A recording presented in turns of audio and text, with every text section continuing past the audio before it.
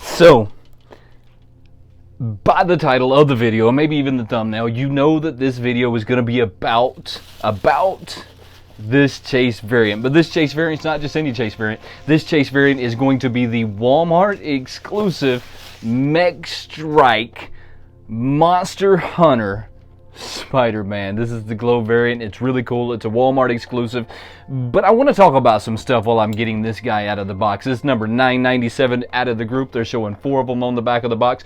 These things are really cool. I haven't really gotten into this comic book or this series or this cartoon or this video game or wherever it is that this one had come from. I have really not gotten into it a whole lot, so I can't dive super deep into like what it is and what it's about, but I can tell you how cool it is and what I think about it. The box itself is in pretty... It looks okay. It's not in the greatest of shape. I've got a ding here, a ding here. I think there's another ding right up front. We know coming from Walmart that happens more times than it doesn't. But as I wanted to talk about this a little bit because it's a Walmart exclusive and I happen to be a Walmart employee. And just recently I had a customer who was talking to me about the rules and regulations of people who work at Walmart. I want to touch on this just a little bit, but I'm not going to dive into it too deep, but just a little bit I'm going to touch on this.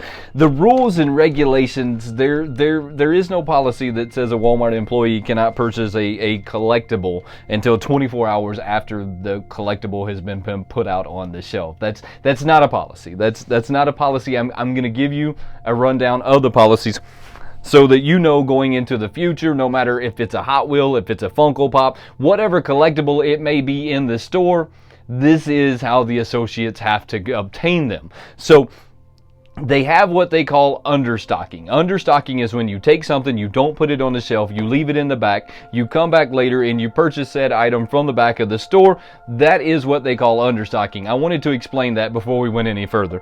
So, a Walmart employee can buy anything that's on the floor the second it goes out on the floor, as long as they're on their break. So they have to be on their break. So what I'm saying there is, I can't take something physically out on the floor and then walk it up to the cash register and buy it. I have to physically be on break to do so.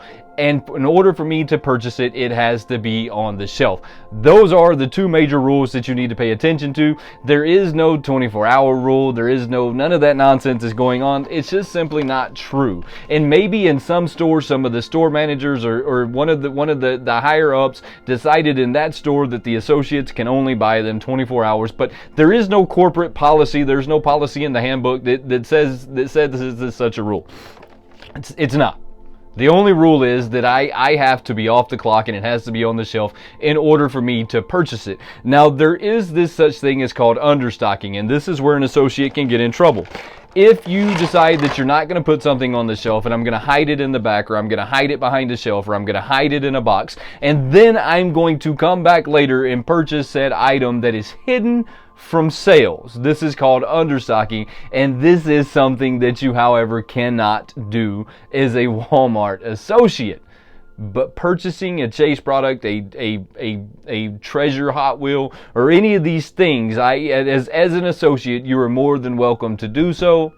You just can't do it on the clock. Remember that next time that you're wanting to get upset with your local Walmart or your local Target, because I'm sure that their policies are really, really, really, really close to ours, and I would probably venture to say that they're probably even a little bit more lenient than we are at Walmart, because I know a few people at Target. But I remember that next time that you're like, oh man, this dude shouldn't be able to buy that. He absolutely can buy it, and by saying that he shouldn't be able to buy it is no different than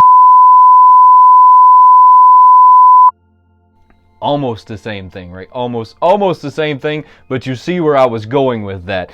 As the associate, and as little as these guys make, if they find something that makes their day a little bit better or brightens their outlook on life for that day, as little as these guys make, we should be happy that they did something to brighten their day. And as people who make a little bit more money and we collect these things, it probably shouldn't be that big of a deal for us to pay some young kid $20 for a pop that he spent $11 for, right? I mean, just keep that in your mind next time you're like, oh, it's garbage. They stole them all out the back. Well, they're not allowed to steal them all out the back. I gave you the breakdown on how this works. This thing, look, I know nothing about it, but I do know that this is one of the coolest Spider-Mans I've ever scene. Let's take a closer look at him now. He did, however, come with a stand. You know that I hate these stands as more than anything. I'm really upset at the fact that his head is a completely different color than his body. I've talked about this time and time again. They're kind of messing up by giving them this matte appearance on their body and then giving them this really glossy look on their head. But I can say that it's kind of okay because he looks like he's in some kind of a robot, hence the whole like mech suit.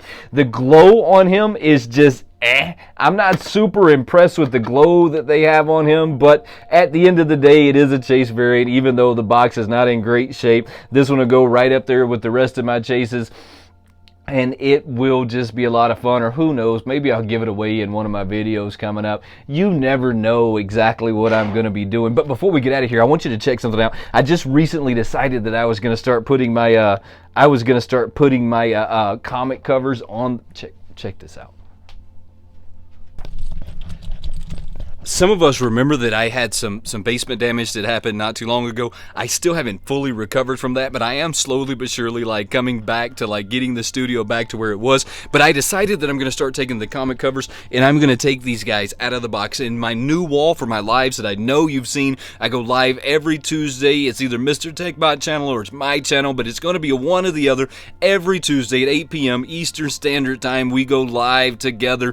And I know you've seen this on the lives, the whole backdrop. So I'm going to start taking my comic covers and we're going to be putting these guys right back here. See how that you got to admit that looks really fire. So that's where they're going to start going. As soon as I get them all on there, I'll do like a comic cover